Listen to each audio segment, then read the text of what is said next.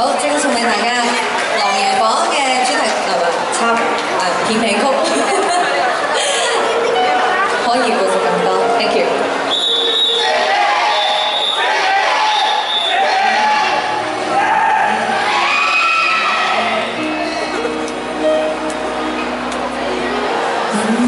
是這的流過可能地我會想仿似傻人又是神離了一轉一世騷擾是我害怕永不出現做我是你接受歷史才能面對目前，看到在夢途發現，這看天空後面，最熱情便寫下句點。從來最愛海闊太空，誰又有難受為什麼？是日子一夜過，流動裏眼想我。在無眠夜星，暗黑中廝守我，面前流盡，沒有一個人勝錯。誰來注定錯太多？誰來有淚動要什麼？誰來只一個數，就像得意無多。若認定這是最後結果，定會感到痛心我。明謝你留贈我的美麗情愛。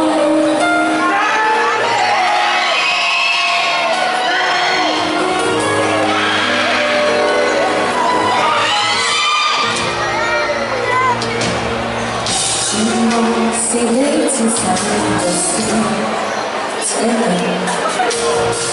放棄才能面對愛情。過了我這樣漫天，令我怎可幸免？在最熱情便寫下句點。誰從來注定寬闊太多？誰來有難受為什麼？情人只一個，然後去暗長河。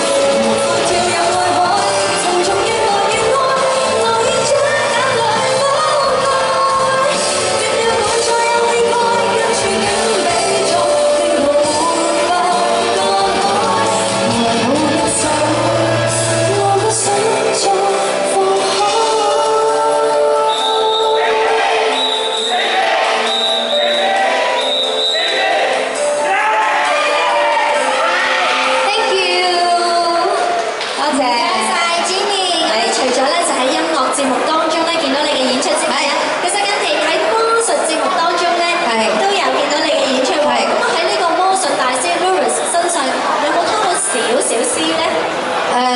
偷師我就唔可以咁講，即係因為我就真係冇喺佢嘅即係魔術入邊見到有啲乜嘢破綻。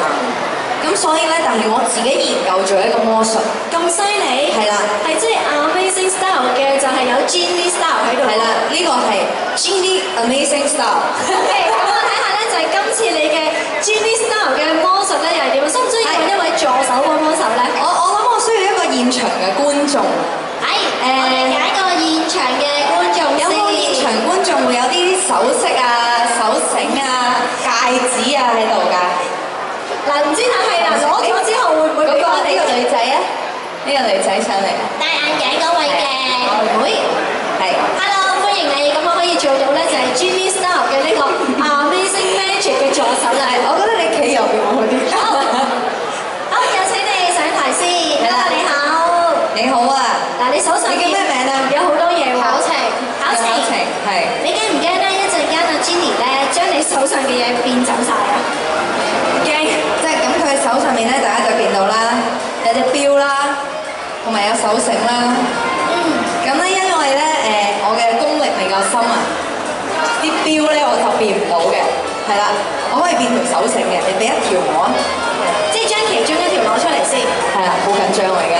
嗱，首先咧，大家一齊睇下呢條手繩，係一條，sorry， 就已經變走咗啦，係咗。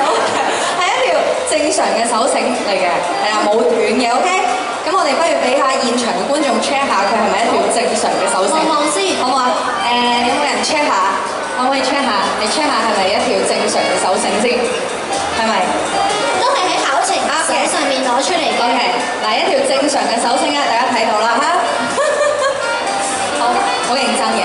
咁嚟緊咧，即係 Louis 都有講過啦，有啲念力嘅魔術嘅。咁嚟緊咧，我要表演呢一個魔術咧，唔單止要我嘅念力，佢嘅念力同埋你嘅念力，三個人嘅念力先至可以完成喎。唔單止，我哋需要全場觀眾嘅念力，好嘛？OK， 好啦，嚟啦，好，我哋而家等你指揮啦，我哋見證奇蹟嘅時候。依家嗰條橡筋繩就喺我嘅手度。你可以繼續望前面嘅。係啦，你望住我啦咁，望住我。佢而家喺我嘅手度，唔好望住我隻手。你望住我，你望住我。但係唔好望住隻手。佢會慢慢喺你嘅手度，喺你隻手度嚟嘅。係喺我隻手度變咗。一齊集中，用你嘅念力，用你嘅念力。嗱，唔好笑㗎，因為好認真嘅念力嚟㗎。好，我哋一齊講句 Amazing Magic 無窮魔力。OK， 3、2、1 Amazing Magic 無窮魔力。係咪覺得好神奇啊？唔見咗啦！但係點解啊？你要用翻 Jenny 嗰句點解嘅？點解嘅？想唔想知佢去咗邊啊？嗱，其實呢個魔術咧，最神奇嘅地方咧，佢變走咗之後，佢會喺另一個地方出現嘅，真係好犀利係咪？我哋一齊估下佢究竟會喺邊度出現？你覺得嗰個你條手繩而家喺邊個度咧？喺我度，喺你度。你喺邊度咧？但係咁容易俾你估到，就唔係 Amazing Magic 啦，係咪？其實咧，當大家唔為意嘅時候，嗰條手繩已經過咗去 Apple 度啦。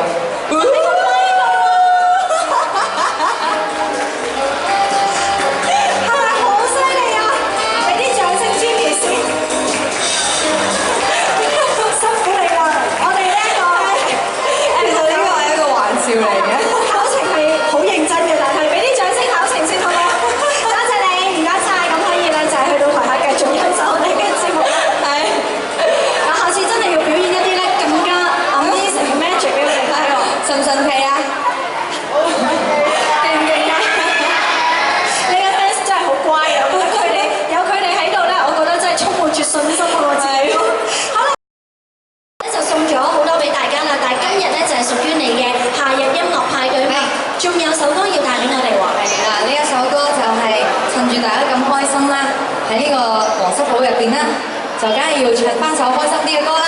呢首歌叫咩名咧？係啦，好叻啊！唔該曬 Jenny。好，送俾大家美好的時光 ，Thank you。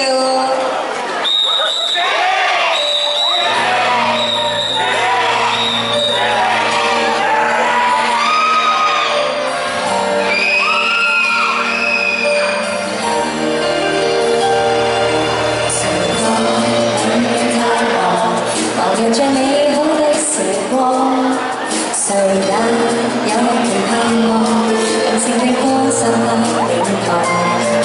人看照見最閃的汗，開滿了我沒能趕上，心存情空，所以便勇敢。情況懷念過嘅險不要太早跨越時，從前錯過了。